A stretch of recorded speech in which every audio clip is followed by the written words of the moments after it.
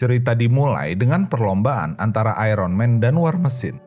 Entah sudah berapa kali mereka bertanding, tapi Rudy tak pernah menang sekalipun.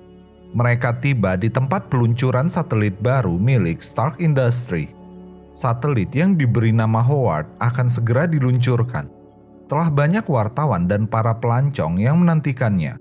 Tony menjadikan satelit ini sebagai mata masa depan.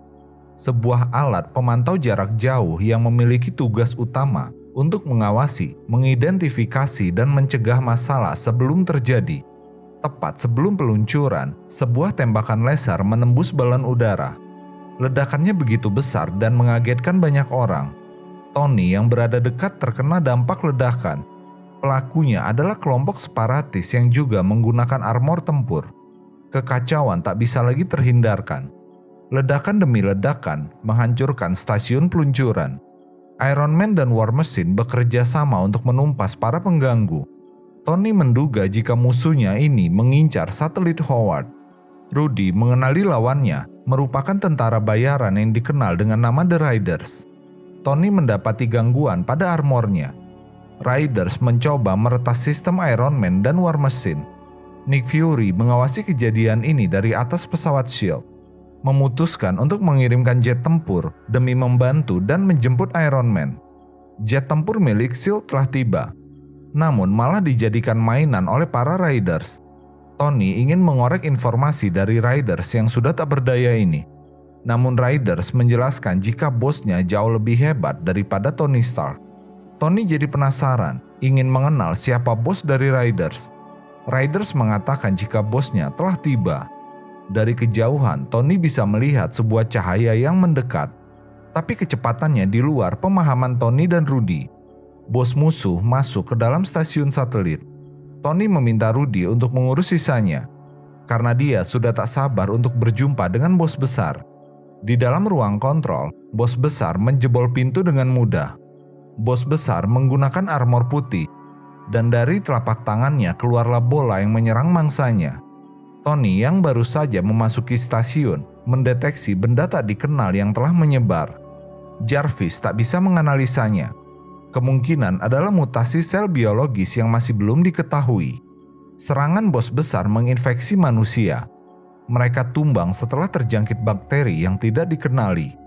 Saat serangan bos besar mengenai manusia, tak hanya memberikan luka fisik, tapi juga menyebarkan bakteri yang langsung menggerogoti tubuh manusia. Tony tiba di TKP dan langsung menyerang. Tapi bos besar berhasil menahannya. Berkat armornya yang berubah menjadi sebuah perisai.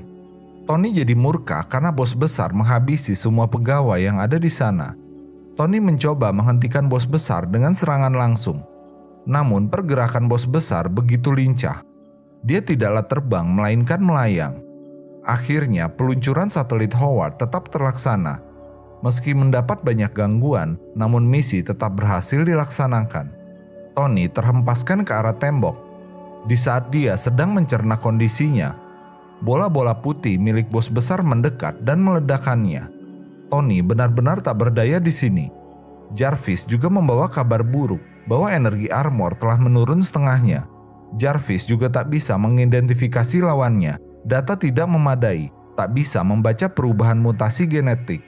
Tony penasaran siapa lawannya ini.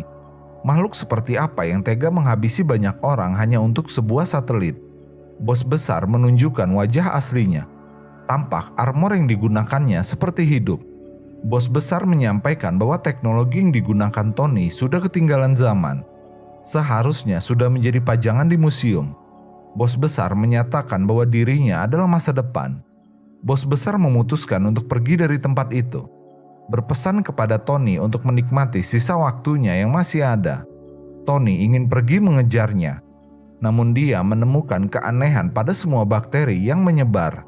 Tepat saat mencoba menganalisanya, suara Rudy memanggilnya. Rudy berjalan melewati jalur Tony sebelumnya. Bakteri yang ada di sana tengah bereaksi.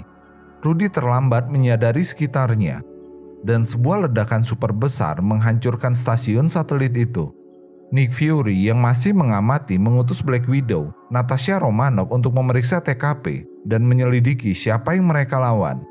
Tony yang berhasil selamat mencari Rudy dari tumpukan puing bebatuan. Natasha tiba dan menyampaikan bahwa Nick Fury memanggil Iron Man dan memintanya untuk datang ke pesawatnya SHIELD. Dan untuk Rudy, SHIELD yang akan melakukan pencarian dan mengurus sisanya. Setelahnya, Nick Fury menyatakan bahwa dia tidak memiliki petunjuk apapun. Semua sensor dan pelacak milik SHIELD terhadang oleh medan magnetik yang sangat kuat. Hanya Tony satu-satunya yang berbicara langsung dengan bos besar. Tony mengatakan bahwa lawannya masihlah seorang bocah yang menggunakan armor yang aneh, teknologi organik yang lebih maju dari yang dimiliki Tony. Tony ingin pergi mencari bos besar, namun Natasha menghalangi langkahnya. Nick Fury memutuskan bahwa Tony tak boleh meninggalkan pesawat sampai diketahui siapa yang mereka lawan. Kehebohan yang terjadi sebelumnya telah diketahui seluruh dunia. Wartawan yang awalnya meliput peluncuran satelit juga memberitakan tentang pertarungan yang terjadi. Jadi Nick Fury membutuhkan penjelasan lebih dari Tony untuk bisa memberikan sebuah jawaban kepada dunia. Tony tak peduli, baginya yang terpenting adalah menangkap bos besar sebelum menyebabkan masalah yang lebih berbahaya lagi. Tony pergi dari tempat itu. Di sebuah villa, Pepper sedang menikmati sinar mentari. Sudah lama dia tak memiliki waktu seperti ini. Pepper dikejutkan dengan kemunculan Tony yang tiba-tiba. Tony meminta maaf karena telah mengganggunya.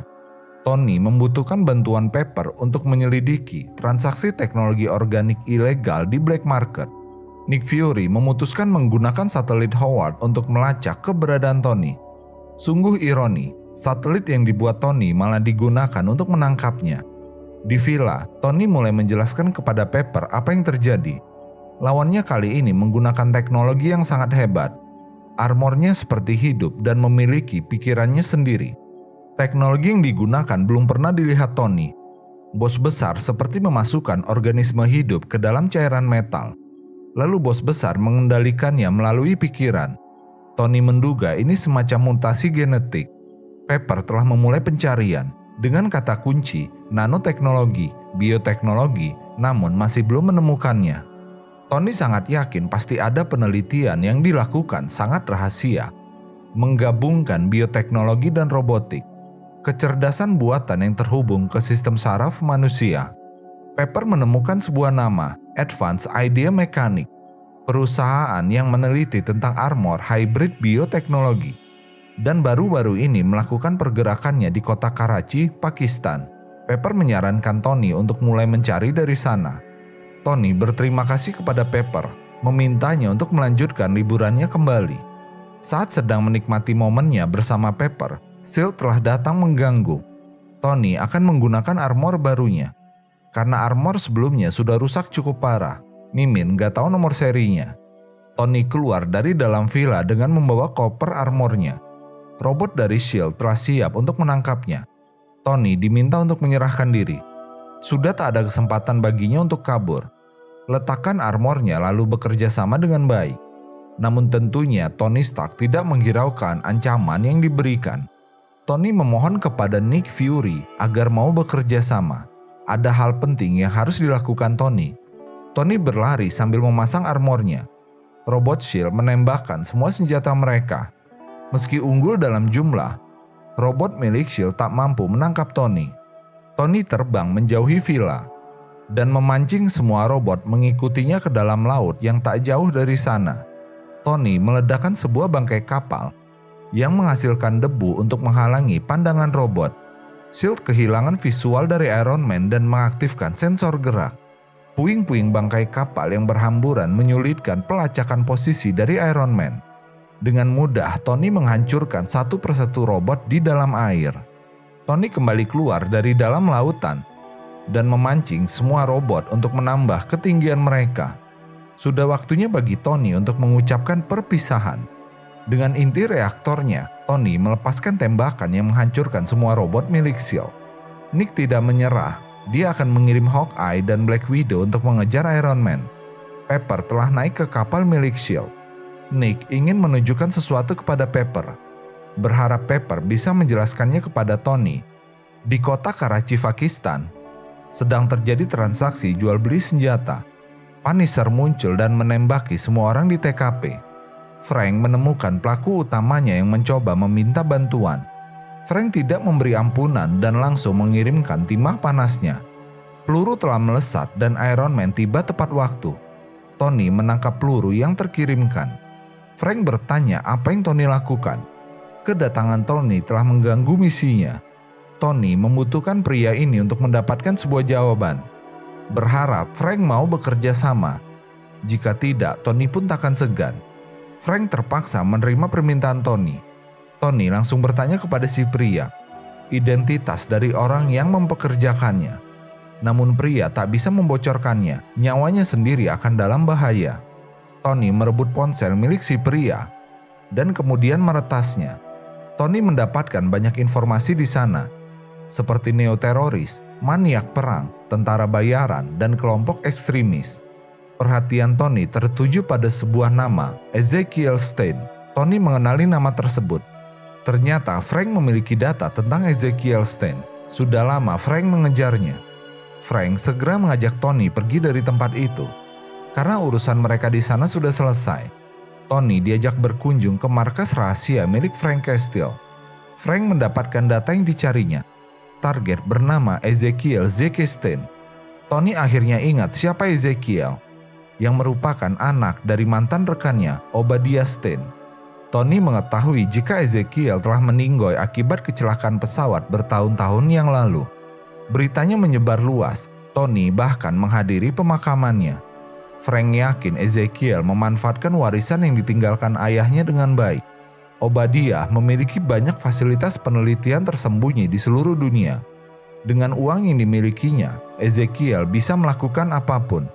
Ezekiel telah bersembunyi untuk waktu yang lama. Dan sekarang dia muncul sebagai bocah super jenius yang gila. Frank mendengar rumor jika Ezekiel menyuntikkan nanobots ke dalam otaknya untuk membuat dirinya menjadi lebih cerdas. Berdasarkan penyelidikan, Frank menemukan Ezekiel terlibat dalam banyak proyek ilegal, seperti obat sintetik, nanoteknologi, dan yang terkenal armor tekno-organik. Sudah lama Frank mencarinya namun sulit ditemukan. Yakin jika Tony pun takkan mudah mengatasinya. Tony membantu Frank untuk mencari lokasi dari Ezekiel. Tony akan meretas server milik S.H.I.E.L.D. Dengan data milik Frank dan jaringan milik S.H.I.E.L.D., Tony yakin bisa menemukan lokasi dari Ezekiel. Namun cara ini bisa mengundang Nick Fury datang kepada mereka. Tony menemukan sebuah lokasi di Shanghai. Dulu Stark Industries memiliki beberapa fasilitas penelitian di sana, hingga Tony menutupnya beberapa tahun yang lalu. Frank menyadari jika tamu yang tak diundang telah tiba. Tony mengakuinya, berterima kasih kepada Frank atas bantuannya. Tony akan memancing tamunya agar tidak mempersulit Frank. Tony langsung melesat keluar begitu saja. Jarvis mengabarkan jika ada serangan yang mendekat kepada Tony, tapi bukan misil. Panah dari Hawkeye. Tony berhasil menghindar. Namun panah itu berbalik dan mendarat di punggung Tony. Seketika listrik bertegangan tinggi menyentrum Tony hingga membuatnya kembali mendarat. Tony terlambat bereaksi. Clint dan Natasha telah menangkapnya. Natasha mengikat leher Tony dengan kawat kejutnya. Natasha kembali menyentrum Tony, memintanya untuk bekerja sama dan patuh untuk kembali ke pesawat milik S.H.I.E.L.D. Jarvis membawa kabar buruk. Sistem error, jadi harus dilakukan proses restart. Sebuah granat datang mengejutkan semua orang.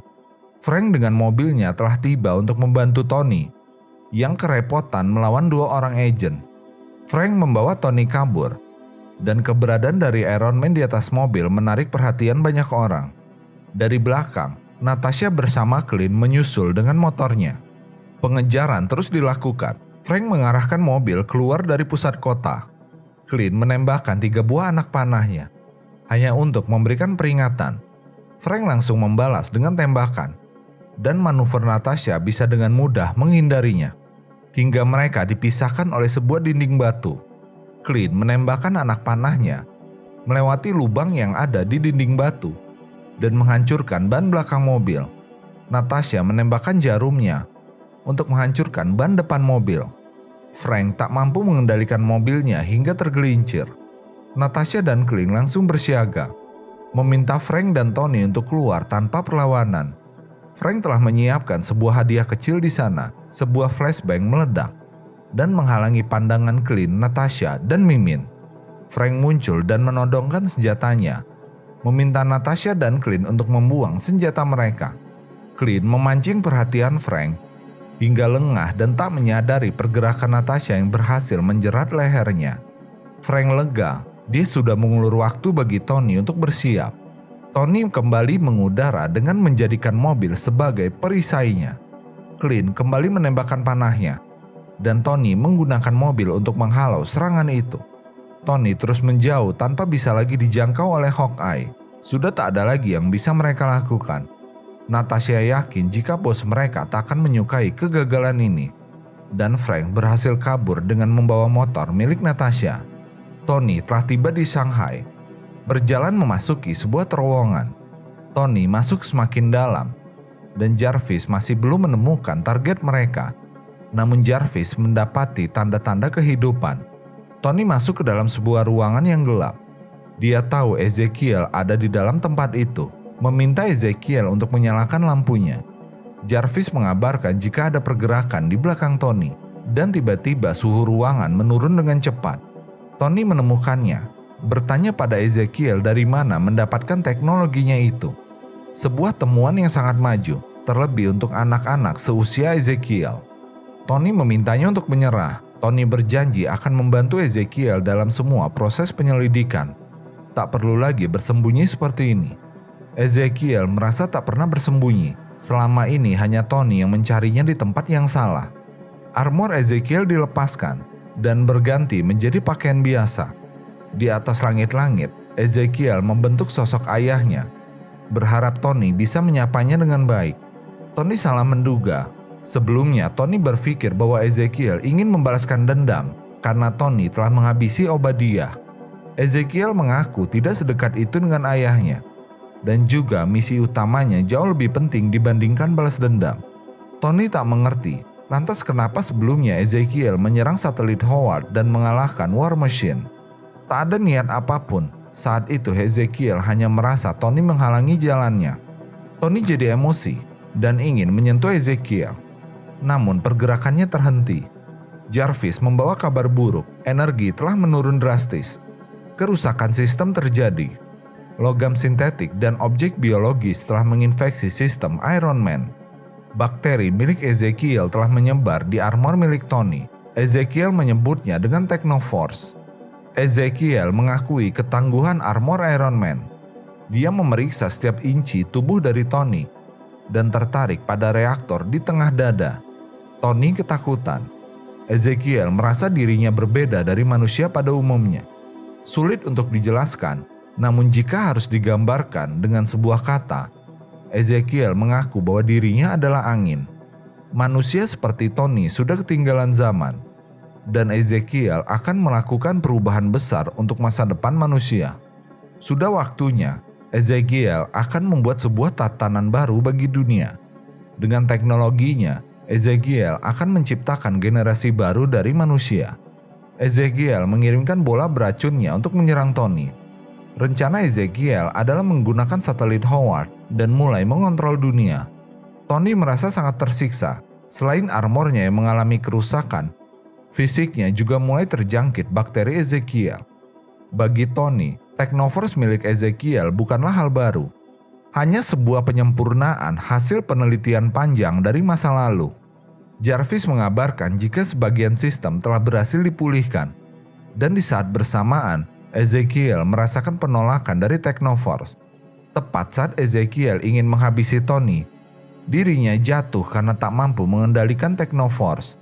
Tony menyadari ada yang salah dengan Ezekiel, yakin bahwa Technoforce masih belum sempurna.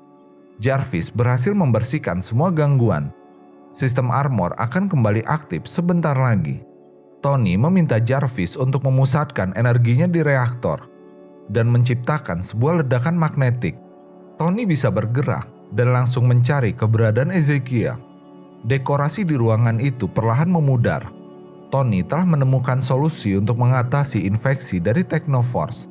Ezekiel kehilangan kendali atas armornya, hingga membuat dirinya terbaring tak berdaya. Tony meminta Ezekiel untuk menyudahi kegilaannya. Ezekiel masih yakin bahwa hal ini bukanlah akhir dari segalanya. Clint dan Natasha berhasil menyusul, dan menyudahi misi mereka di sini. Scene berlanjut, di dalam pesawat milik S.H.I.E.L.D., Ezekiel tengah terkurung di dalam sebuah tabung. Tony baru menyadari jika Rudy masih selamat, meski dengan pecahan logam yang menusuk tubuhnya. Kondisi Rudy sangatlah mengkhawatirkan. Dia masih bertahan berkat semua alat medis yang menopangnya. Di ruang komando, didapati jika server utama S.H.I.E.L.D. tengah diretas. Tony sangat yakin jika ini adalah ulah dari Ezekiel dengan Technoforce-nya. Sudah terlambat untuk bertindak, server utama telah berhasil direbut. Clint dan Natasha yang memeriksa ruang tahanan menemukan jika Ezekiel telah menghilang. Clint dan Natasha terus mencari keberadaan dari Ezekiel. Tembakan panah Clint berhasil menyelamatkan Natasha dari jangkauannya Ezekiel. Mengira jika telah mendapatkan targetnya, namun hanya sebuah tangan. Situasi semakin memburuk karena Ezekiel juga meretas satelit Howard. Howard memiliki kemampuan untuk mengakses setiap komputer di seluruh dunia, termasuk semua satelit militer yang ada. Dengan menggunakan Howard, Ezekiel berencana untuk memusnahkan semua makhluk hidup di bumi. Tony akan menggunakan arc reaktornya untuk membersihkan infeksi dari Technoforce. Dengan begitu, mereka bisa mengambil alih server milik S.H.I.E.L.D. dan merebut satelit Howard. Mereka hanya punya waktu 5 menit. Lebih dari itu, maka Tony tak akan bertahan. Ezekiel tiba di ruang komando. Di saat Tony sedang dalam kondisi tak berdaya. Rencana Tony berhasil. Server utama S.H.I.E.L.D. berhasil didapatkan dan memulai proses pengambilan sistem satelit Howard. Ezekiel kembali menumbuhkan lengannya yang terputus. Kagum dengan Tony yang terus berusaha menghalangi rencananya. Ezekiel tak akan bermain-main lagi, berniat untuk mulai serius. Namun Technoforce memberontak dan mengambil alih tubuhnya. Why are you betraying me? Technoforce langsung menyerang pesawat S.H.I.E.L.D., menginfeksi semua sistem, membuat pesawat kehilangan kendali dan tenaga. Pesawat S.H.I.E.L.D. sudah mulai terjun bebas. Dan di dalam, Technoforce telah menjadi makhluk yang menakutkan. Nick Fury bersama pasukannya melepaskan tembakan perlawanan. Namun tentunya serangan mereka tak akan berpengaruh.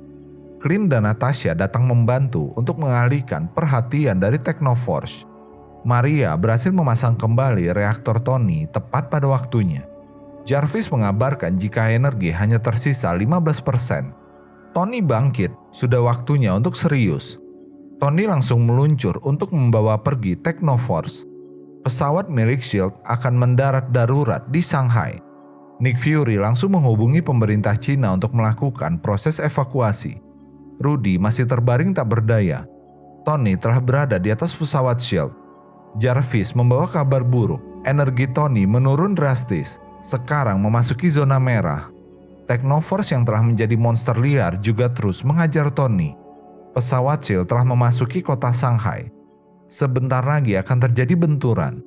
Setelah menghancurkan beberapa gedung, pesawat S.H.I.E.L.D. berhenti tepat di pinggir sungai.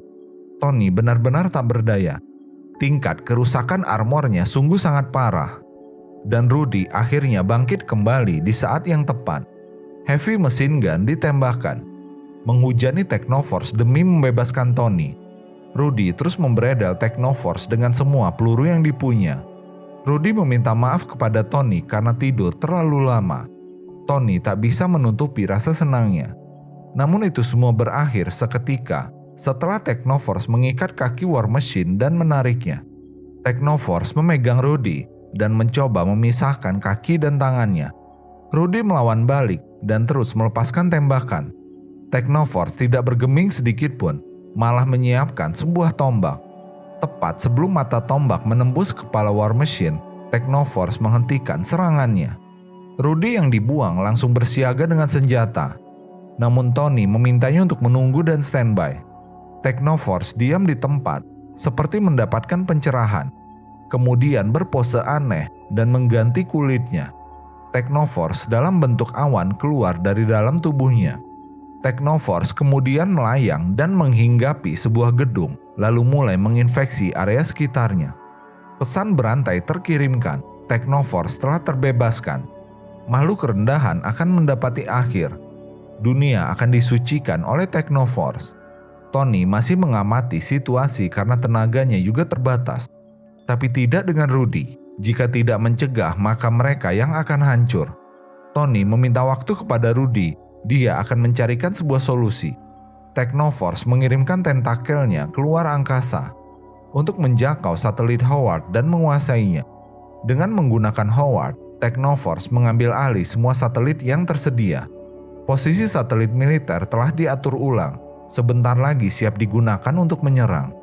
Tony berpikir keras apa yang harus dilakukannya, dan mendapatkan sebuah solusi menjanjikan. Tony langsung menghubungi Pepper yang ada di dalam pesawat. Sebelum semuanya berakhir, Tony ingin memberikan sebuah hadiah kepada Pepper. Jadi Tony bertanya, apa yang Pepper inginkan lebih dari apapun saat ini? Mudah sekali, yang Pepper inginkan hanyalah liburan. A vacation. Virginia Potts. Vacation. Vacation. Berkat suara Pepper, Tony berhasil mengambil kendali satelit Howard.